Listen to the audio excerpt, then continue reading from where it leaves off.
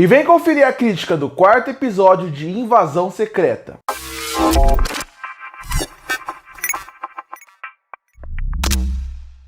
E chegou no Disney Plus o quarto episódio de Invasão Secreta. Episódio esse que marca o começo do fim da temporada. Afinal, depois dele, teremos só mais 2 e a temporada se encerrará. E esse foi mais um episódio onde a série conseguiu individualmente mostrar muitas qualidades, mas quando você pensa no universo Marvel como um todo, você vê que essa série pode acabar virando uma série esquecível. Por exemplo, uma das melhores cenas da série até agora foi o diálogo do Nick Fury com a sua mulher. A cena como a cena vai sendo construída, desenvolvida, dirigida até o encerramento dela é uma das melhores cenas da série até agora. Uma cena em relação a diálogo e atuação.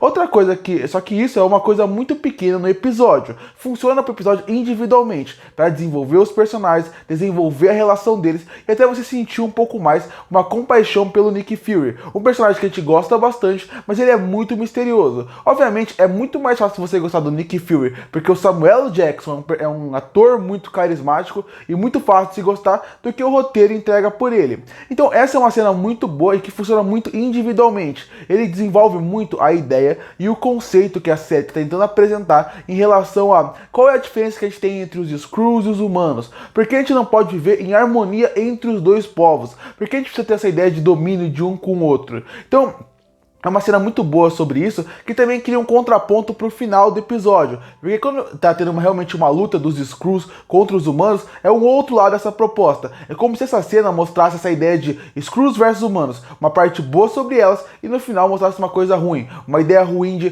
porque eles não podem viver junto. Então o episódio, individualmente, ele consegue entregar boas cenas, ele consegue entregar bons momentos, e outra coisa que ele consegue entregar muito bem são algumas discussões que existem desde o começo da temporada, que eu ainda espero que avancem mais, sejam mais desenvolvidas. Você vê um desenvolvimento de uma ideia ou outra, mas parece que eles estão muito no superficial. Eu tenho medo que eles não se desenvolvam aqui. Uma coisa que eu gosto dessa série, que eu acho que esse episódio não teve muito, foi na parte da investigação. Colocam mais o Nick Fury na frente do combate. Então, obviamente, ele vai trabalhar em cima do Rhodes, por exemplo, e mais uma cena muito boa, muito bem feita, muito bem dirigida, porque são dois grandes atores frente a frente, Don Cheadle, que é o Rhodes, junto com o Samuel Jackson, que é o Nick Fury, mas uma cena bem feita, e é legal ver o Nick Fury trabalhando, porque a gente também consegue ver uma coisa que a gente nunca viu no universo Marvel, o Nick Fury como um espião, como realmente um agente dentro do mundo, porque a gente sabe que ele não chegou na SHIELD só sendo um agente qualquer, a gente sabe que ele teve que fazer muita coisa para chegar lá, tanto em relação internamente, como em relação a combate, ser um grande espião e um grande combatente, e nessa série a gente está conseguindo ver um pouco disso,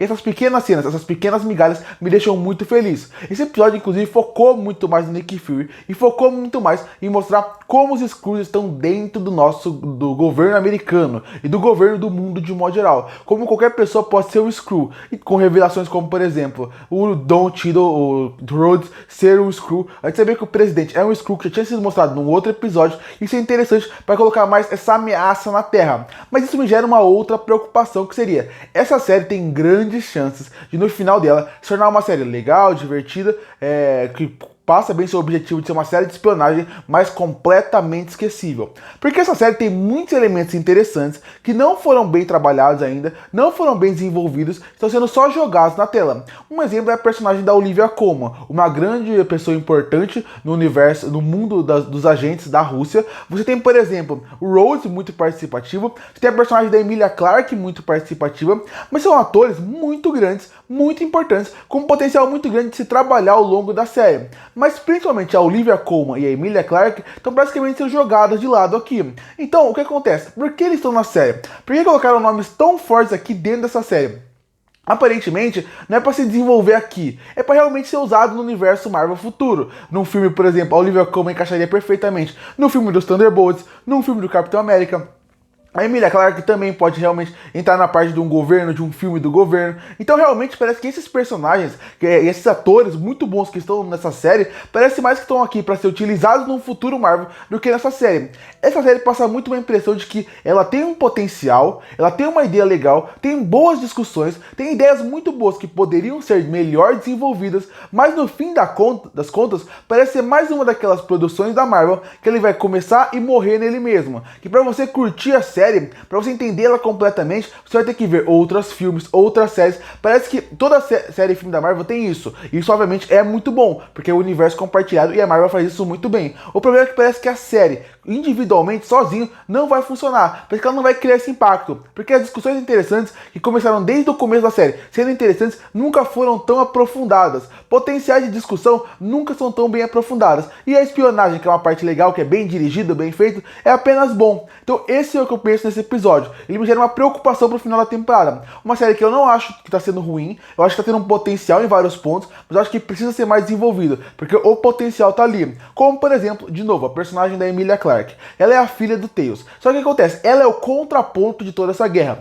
Porque a gente tem dois lados da guerra. Nós temos o Gavin, que é pra ser o vilão dessa temporada, e por outro lado, nós temos o Nick Fury e o Tails, que tem uma outra visão de mundo. São duas visões de uma guerra. Só que no meio dessa guerra, tem alguém que tem um ponto que não concorda com nenhum dos dois. Esse alguém é pra ser a personagem da Emilia Clarke. Ela é pra ser muito mais forte na série, muito mais presente, apresentar muito mais esse contraponto, que pode unir os dois lados ou separar de vez. Pode ser uma nova facção dos Skrulls que tá começando a partir dela. Mas a série não consegue trabalhar muito bem esses personagens. Muitas vezes também eu não gosto muito da escala da série nesse ponto, porque parece que sempre falam dos Skrulls, os Skrulls estão dominando, e eles conseguem mostrar isso através do governo. Mas eu queria ter visto mais Skrulls, mais eles trabalhando, mais a gente sentir medo deles. Eu sinto um pouco de falta disso. E porque a série também foca muito nesses dois personagens, é o Samuel Jackson e no Gavin, e alguns personagens secundários que não andam tanto a história como poderiam.